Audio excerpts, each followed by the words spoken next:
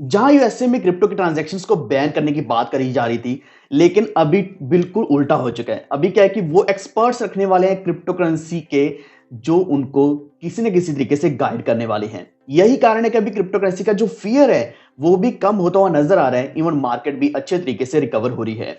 यहां से मार्केट कहां तक जा सकती है एंड कौन सी ऐसी अच्छी पॉजिटिव न्यूज है जिस वजह से मार्केट अभी बहुत बड़ा पंप ले सकती है, ये सब कुछ हम डिस्कस करेंगे इस वीडियो में। तो वीडियो को अभी से लाइक कर दो, लेकिन अगर हमारे चैनल पे पहली बार आए तो अभी से वॉल्व ट्रेड चैनल को सब्सक्राइब करके बेल आइकन दबा लीजिए, ताकि आप तक सारे नोटिफिकेशन सबसे पहले पहुंचे। इसी के साथ आप हमारे टेलीग्राम के साथ जुड़ सकते हैं, वॉल्व ऑफिशियल आप सर्च करके ज्वाइन कर सकते हैं, या फिर आपको लिंक मिल जाएगा डिस्क्रिप्शन में, तो उसके ऊपर भी आप क्लिक करके ज्वाइन कर सकते हैं।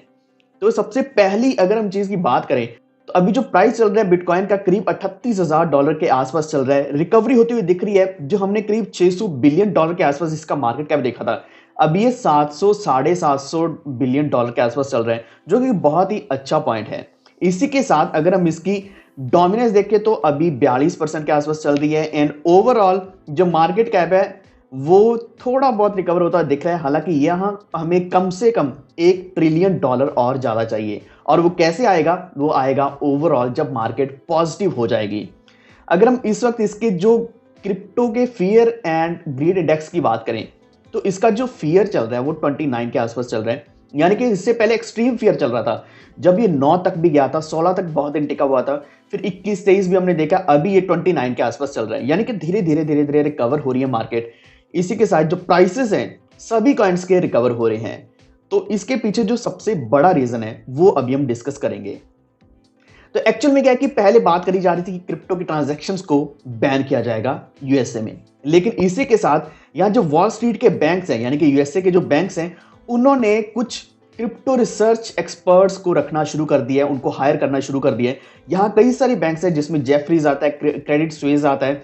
तो इन्होंने सोचा कि वो अपने खुद के कुछ ना कुछ एक्सपर्ट्स रखने वाले हैं, ताकि वो टेक्नोलॉजी को और भी क्लियरली समझें एंड इस चीज को इम्प्लाई भी कर पाए अपनी कंपनी में। तो अगर हम सिर्फ इंडिया की बात करते हैं तो इंडिया में भी ऐसा ही चलता है। जब भी मार्केट बैन करने की बात करती है तो यहाँ जो बड़े कॉर्पोरेट्स हैं, बड़ी कंपनीज हैं, बैंक्स हैं, वो कुछ ना कुछ अच्छा स्टेप लेने की कोशिश करते हैं। बिल्कुल ऐसी जो जेफरीज है, उन्होंने रिसर्च टीम एक डेडिकेटेड बुलाई है, यानी कि वो अपनी पेमेंट्स एंड क्रिप्टो की रिसर्च के लिए रखने वाले हैं, जिनकी उन्होंने एड ऑलरेडी डाल दी है। इसी के साथ अगर हम बात करें कैनाकॉर्ड की, जेनिटी जो है, तो उन्होंने भी जूनियर लेवल पे कुछ ना कुछ रोल्स अभी बुलाए हैं ताकि वो क्रिप्टो के ऊपर रिसर्च करें। क्रेडिट स्विस की बात करें तो उन्होंने भी डिजिटल एसेट्स के स्पेशली रोल्स मंगाए हैं। रोल्स कहने का मतलब यानी कि ऐसे कुछ उनकी पोजीशंस अवेलेबल हैं जहां जॉब मिलने वाली है कुछ क्रिप्टो एक्सपर्ट्स को। तो ऐसी चीजें अभी चल रही हैं यूएसए में, जिस कारण अभी मार्केट ओवरऑल पॉजिटिव होते हुए दिख रही है। इसी के साथ अगर हम इंटरनेशनल मॉनेटरी फंड की बात करें, उन्होंने कुछ नेगेटिव कहा है एल सैल्वाडोर के बारे में। उनका कहना यह है कि एल सैल्वाडोर इतने ज्यादा बिटकॉइंस माइन नहीं कर पा रहा है, या फिर इतनी वेल्थ जनरेट नहीं कर पा रहा है जितना वो यहां पैसा लगा रहे हैं। यानी कि माइनिंग के ऊपर जितना खर्च हो रहा है वो शायद इससे ज्यादा एक्सीड हो रहा है, जिस कारण वो बोल रहे हैं कि आपको जो फीस है, चार्जेस हैं, उनको किसी ना किसी तरीके से कम करना पड़ेगा। एंड इसी के साथ जो वॉलेट्स गवर्नमेंट अपने खुद के बनाए, जो कि शिवो डिजिटल वॉलेट के नाम से है एल सैल्वाडोर का, उसके ऊपर कुछ ना कुछ चार्जेस रखने चाहिए ताकि वो अपने खर्चे को कम से कम निकाल सकें। क्योंकि बिटकॉइन की जो माइनिंग है हमेशा बहुत ज्यादा महंगी रहती है। एक पोस्ट मैंने टेलीग्राम के ऊपर डाली थी, तो वहां भी मैंने आपको बताया था कि जिसमें अगर हम सबसे ज्यादा देखें तो इंडिया में भी बहुत ज्यादा चार्जेस रहते हैं। यानी कि अगर आप माइन करते हो तो चार्जेस कहने का मतलब कि आपका जो कॉस्टिंग आने वाली है इलेक्ट्रिसिटी की और भी, वो बहुत ज्यादा बढ़ जाता है, जिस कारण एल सैल्वाडोर यहां कुछ ना कुछ एक्शंस लेगा। अभी हम आते हैं सबसे बड़ी चीज के ऊपर, जो है रशिया में। तो रशिया में बैन की बात करी जा रही थी कि बैन कर दिया जाएगा, लेकिन अभी उन्होंने बिल्कुल साफ सुथरा एक अपना खुद का रोड मैप ही बना लिया है कि वो किस तरीके से क्रिप्टो को एक्सेप्ट करने जा रहे हैं। एंड मैं यही चाहता हूं कि इंडियन गवर्नमेंट भी इसी तरीके का रोड मैप बनाए, इसी तरीके की रेगुलेशंस लेकर आए जो हमारे लिए अच्छे वे में हो, यानी कि हम ट्रेड भी कर पाए। एंड यही कारण है कि उन्होंने यहाँ टेस्ट भी रखा है। यानी कि अगर आप क्रिप्टो में इन्वेस्ट करना चाहते हैं, ट्रेड करना चाहते हैं, तो यहाँ टेस्ट भी देना होगा। यानी कि टेस्ट देकर आप बताओगे खुद की क्या आप डिजिटल एसेट्स को समझते हैं या नहीं, कुछ लिमिट तक आपको नॉलेज भी है, या फिर सिर्फ ऐसे किसी भी कॉइन में इन्वेस्ट कर दिया, कोई भी कॉइन खरीद लिया। तो इस चीज को रेगुलेट किया जाएगा। इसी के साथ उन्होंने ये भी कहा है कि जो क्रिप्टो करेंसी की माइनिंग है और इसी के साथ जो चीप एनर्जी प्रोवाइड करी जा रही है वो कट डाउन कर दी जाएगी, अगर वो देखते हैं कि कहीं ना कहीं घर पे माइनिंग चल रही है या कॉइन्स को मिंट किया जा रहा है, तो ये भी रेगुलेट किया जाएगा। तो जो मोदी जी ने कहा था कि किसी ना किसी कंट्री को या बड़े नेशंस को स्टेप उठाना होगा, वो पॉसिबल अभी हो चुका है। तो रशिया ने शुरुआत करी है।